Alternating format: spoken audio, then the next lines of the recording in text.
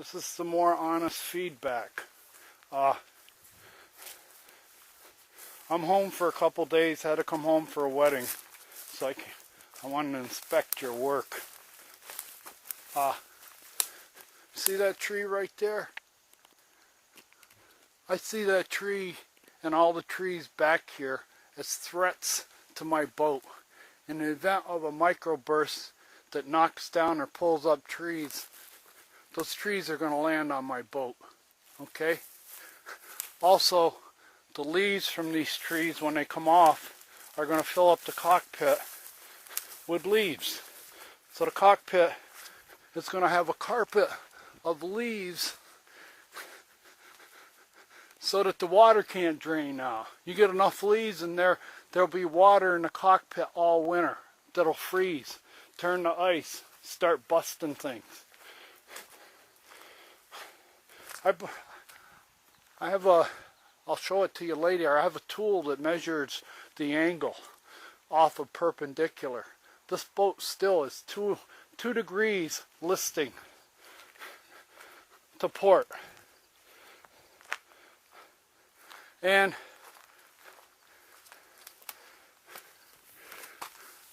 I'm going to explain to you what Chip explained to me.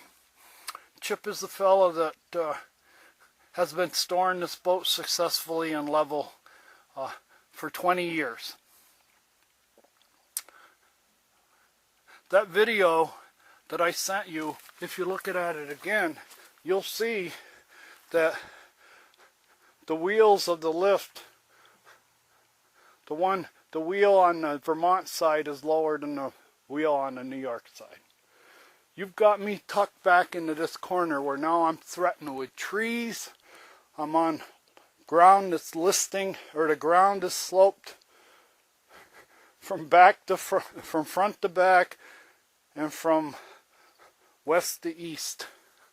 Okay? Now I'm going to take a close-up of the cupping you mentioned to me. There it is. The boat is deflecting. When I go inside the hull, the cradle was built for the boat. It was put in the right places, put right under the bulkhead, or near the bulkhead, where you enter the cabin. And when you go underneath there, there's some spider cracks over the years. But you can see measurably by eye that we have a dimple here, or what you call cupping. Okay? This cupping right here is just going to get worse and worse until you get this thing upright and level, completely perpendicular. When you get the center of gravity of the boat over the center of the gravity of the keel, and you get that keel sitting flat, this thing is going to be compromised. Okay?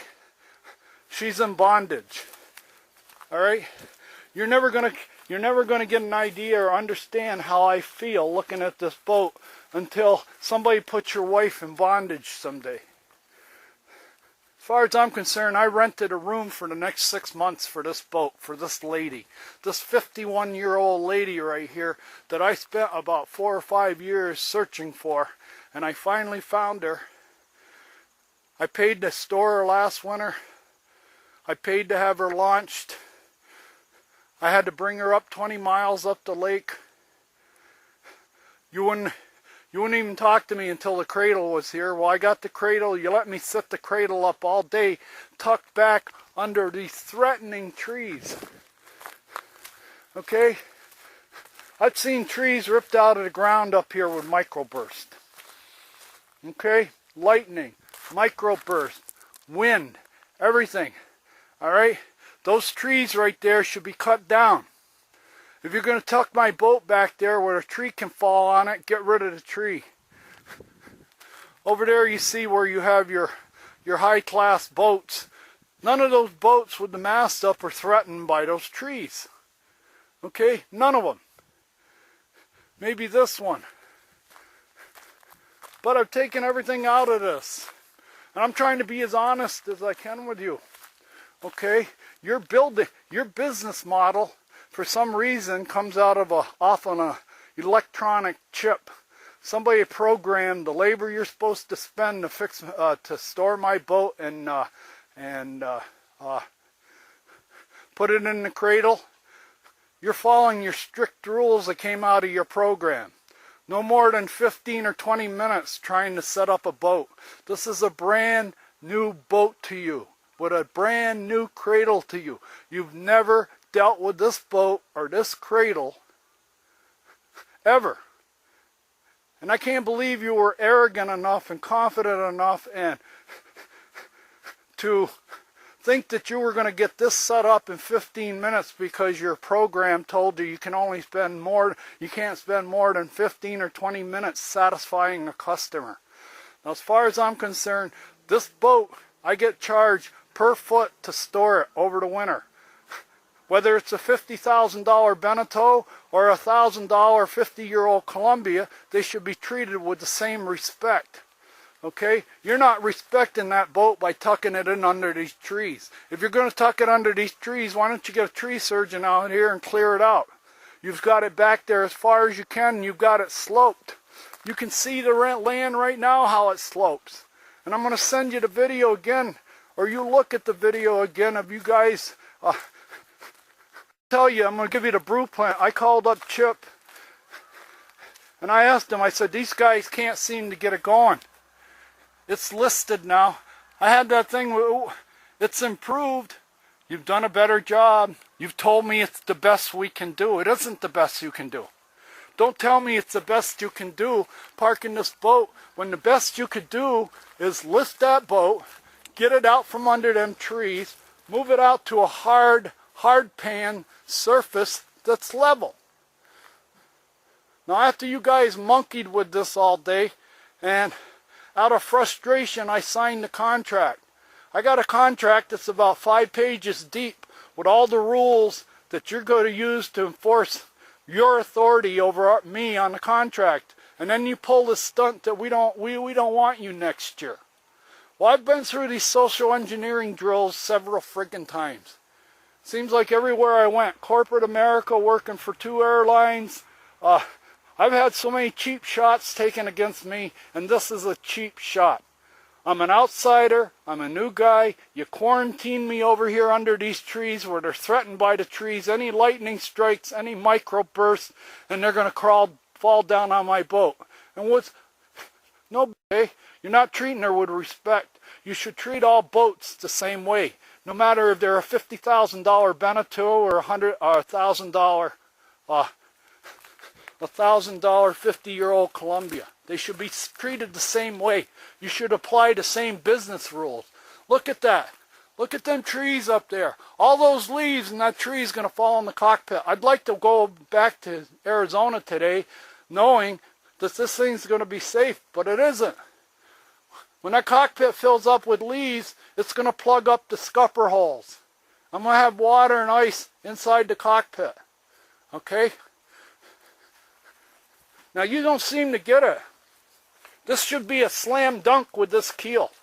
That keel right there has been shortened 14 inches.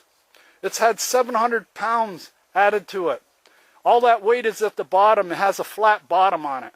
Now, when I talked to Chip, I said, Chip, what's the secret? How come these guys can't get this thing level and you always got it level? You've been getting it level for 20 years. What's the difference? What are you doing that these people aren't doing? What do you know that they don't know? And the first thing he told me, he says the first requirement to set up that cradle correctly is hard, level ground. Hard, level ground. Not sloped, not soft, level ground. Hard, level ground. That keel has to sit on a hard, level footing. He says the first thing you do with the lift is drop the boat down until the keel touches the ground. And it has to touch the ground on a level, strong, solid footing. That wasn't the case here. You had me set up the cradle in a compromise. It was sabotage from the start. Now, I've had every kind of cheap shot put on me in my life. I'm going to be 73 years old here in about 2 weeks. I've had every kind of cheap shot taken against me all my life. I can see them coming. This was a cheap shot. Okay? When Fred came over to me when I was setting up the trailer, or setting up the cradle, and he says, "Why are you setting it up here? I thought you were going to work on this boat and try to restore it." And I said, "I was." He said, "Well, how come you're not down with the other boats close to the building?" I said, "I don't know. You go ask Don." So that's the first thing that got me, my hair raising up on the back of my neck, to make me question, why aren't I down there with the other boats on the hard pan and level? Okay? Now, what Chip said is, once you get this thing sitting on its keel, and this, like I said, the slam dunk is, this has got a flat keel on it. You got about a foot wide, 10-inch wide keel there, where all the weight's down at the bottom. It's been shortened, but you won't drop it down first. The first thing you have to do is drop that on a level, solid base. I bet this boat would probably sit up without hardly any support if you were to drop it on a solid, level footing. The bottom of the keel is flat. They couldn't have made it easier for you. Okay? But instead of finding nice, solid, level ground to put it on, you watch me for a whole day set this cradle up knowing that the boat isn't going to fit on it, that it isn't going to work. It isn't going to work, and you're not going to ever get this boat level until you get that keel set on a level footing. Once you get the keel set on a level footing and you've got it erect, perpendicular, that's when you take your measurements. You can drop a plumb bob from the bow, and you can drop a plumb bob from the middle of the transom to get the center line of where to put this cradle. But you didn't do that. You let me set up the cradle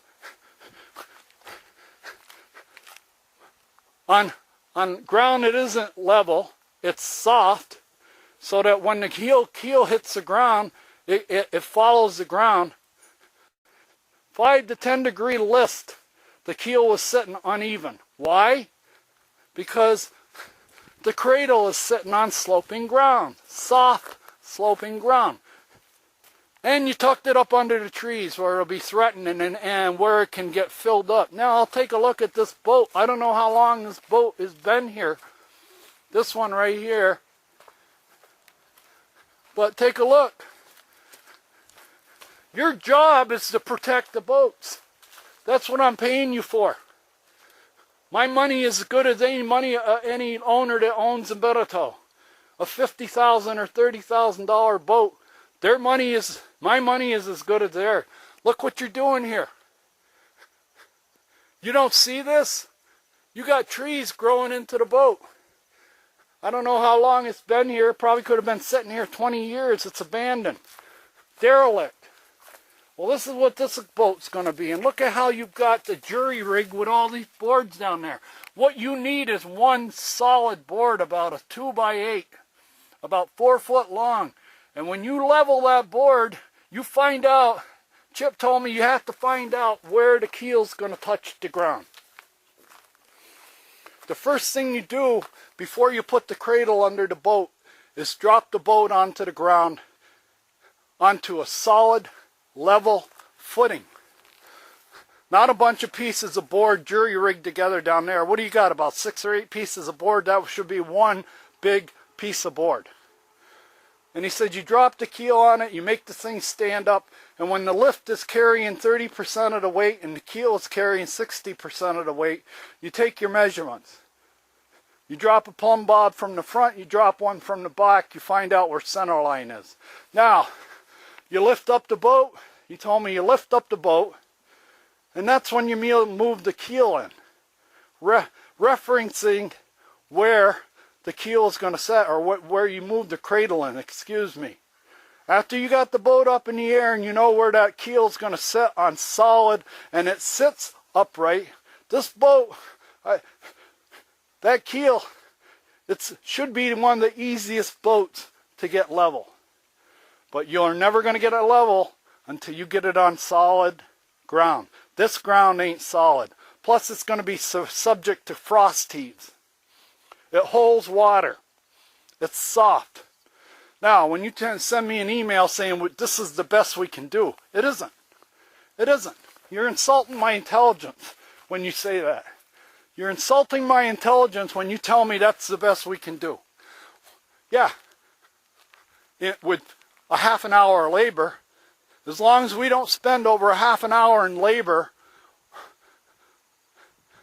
that's the best we can do. We're not going to take the extra step of trying to service you and win you over as a customer, a long-time customer, by taking the time and listening to you. Now, after talking to Chip, I talked to Fred, and I said, Fred, I got the formula for this boat. More or less, he didn't want to talk to me. That's your spot, under the trees, over there with all the leaves that can buy. We've got you just where we want you. All right? Quarantined. I'm an outsider with an old boat. Your boat's too old to be put in with our nice new boats over there and where we usually have the cradle boats. Right? We're going to find a spot for you, and this is going to be your spot forever and ever.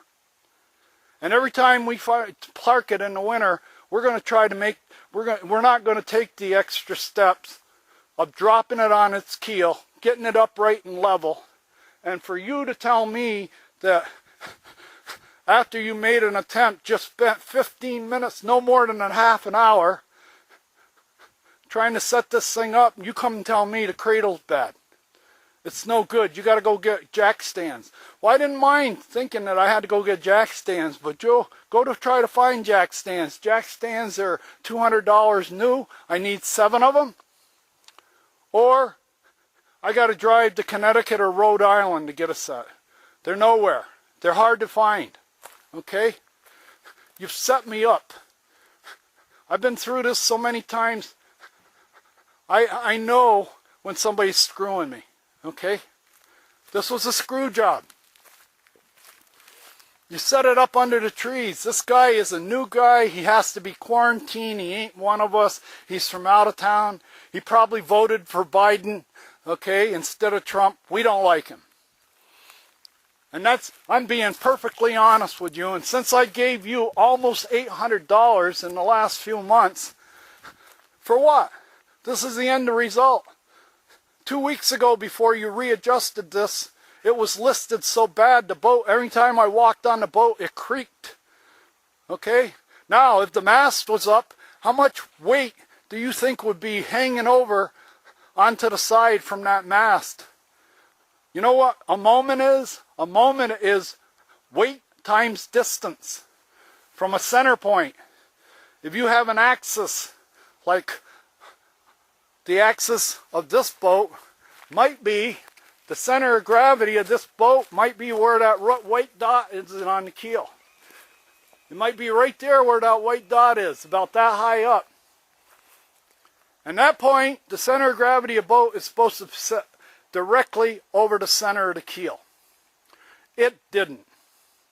It was leaning to the right, 5 to 10 degrees. Now, if the mast would have been up, what kind of a moment do you think with a 35-foot mast or 33-foot mast hanging 10 degrees over to the port side, what kind of stress that would put on the hull?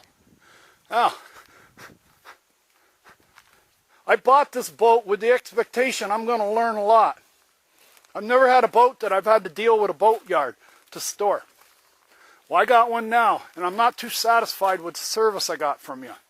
First of all, you quarantined me over here, stuck me over here where I couldn't pollute, or whatever you want to call it. You don't want me over with the other boats, and you didn't give me a chance. And for you to tell me, well, we serviced you, we gave you a chance, I don't know. It wasn't until I talked to Chip that I got the formula for how to park this boat and how to store it. I call this destructive storage. You've created a lot of inherent moments on the port side of that boat by having it not straight up and down. Until that boat is straight up and down and perpendicular, you've created all kinds of internal stresses that gravity is going to defeat it. You're going to let gravity and a bunch of trees and leaves destroy my boat from within. This is sabotage. Now I'm going to leave, and I think you ought to send me your phone number so we can talk about this. Because what keeps people honest anymore is feedback. Okay? And this is going on. I have the option of putting this on YouTube with a full detail of what took place.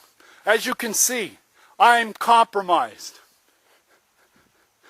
I'm compromised by them trees. All the leaves that fall off that tree right there are going to land in the cockpit and plug up my scupper holes. Now I have to go through the motions of getting a tarp over this. And I'm trying to get across to you. I have a small time window. Every time this is about the 6th trip I've made back here from Arizona for this boat. Now I was tickled, I was delighted. It was the greatest vacation for about 2 weeks here while I got the boat in the water. I motored it up here. But when I got to Arizona, I was tired, I was wore out, and I was very disappointed in what you gave me. What you gave me is a headache.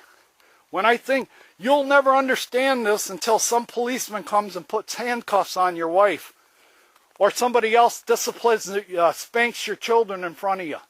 Okay? This isn't my boat anymore. From the time you took this boat out of water, it's your boat to do with what you want. We're going to put it where we want, how we want, and if we destroy it or we set it up to have a broken back by the spring. Now, I looked inside where the cupping takes place, and there is evidence that for years, there's a little spider crack. There's a little spider crack where I showed you where the cupping on the inside of the hull. But if this is left like this and we get a snowstorm and that cockpit fills up with snow and you got snow on top, the weight, she's disadvantaged. She's disadvantaged because she's sitting crooked. Now, until you understand that, you got no business charging people full price for your service. Look at this cob job down here. All these boards. That should be one board. If you want, I'll give you extra money, Gabe. I'll give you a couple $100 if you give me the lift and one guy. Let me have the lift and one guy and a way to move this cradle in a different spot, and I'll show you how to get this thing level. I've been doing this all my whole life, working on airplanes. The first thing you have to do when you inspect an airplane is to level it. You have to level it. You have to check that to make sure that the plane is balanced. This isn't balanced. I hope you understand. I got nothing against you. I think you're a smart young guy. Your father should be proud of you. And he is. He's very open and proud and say, my son owns this. I take orders from him. He's the last word. Well, you're not the last word. Ron is the last word. I don't know who, when you found out that I was from Mineville, I was a Lasham from Mineville, everybody said, oh, we got to get him, we're not going to give him an even deal. Now, if that was one of our city people that we went to school with or something like that we were familiar and friends with an expensive Beneteau, we'd spend an hour, 45 minutes. You gave me at the most a half an hour. A half an hour. And you were trying to fit a round peg in a square hole. Until you get a level spot that's hard pan and we get that thing sitting up on its keel upright, we're never going to get it level. So that's the pattern. You get it to set on its keel. And from what I've read, after this incident, I've gone on YouTube and I've read as much as I can about cradle boats. That cradle is only supposed to carry about 30% of the weight of that boat. Most of the weight, 60 to 70% of that boat weight should sit on the keel. And you've got a perfect situation to do that with no problem. Most keels don't have a flat spot on them, aren't short and wide with a flat spot like mine. And what'd you do? You cobbed it. Well, I'm taking off. I'm going to put everything back together. Like I said, it's the boat I want. She's my dream girl. It's my wife. I don't have wife and children to be proud of. This is what I'm proud of. I'm proud of the way I bought her. I'm proud of the price I paid for her. I'm proud that I brought her up here on my own and everything else. And I'm proud that I have the money to back the check.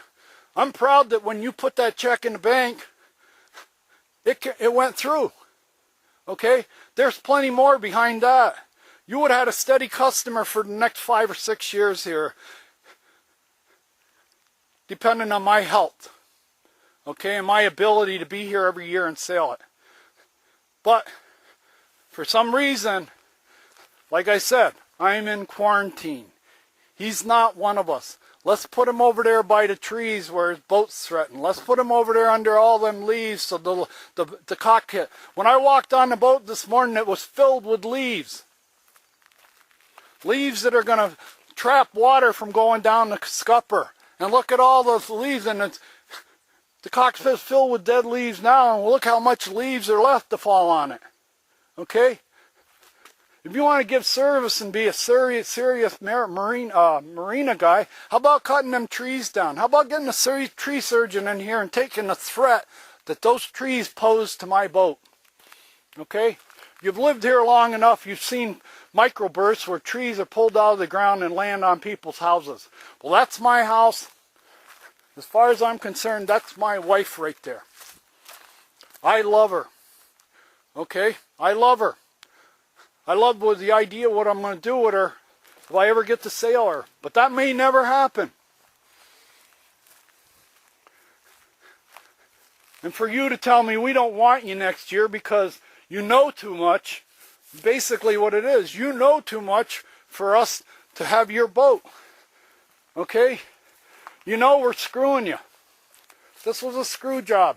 If it wasn't a screw job, if you didn't do it intentionally, then you did it, you just said maybe he won't know. I know. All right? I'll end this now. I'll start more.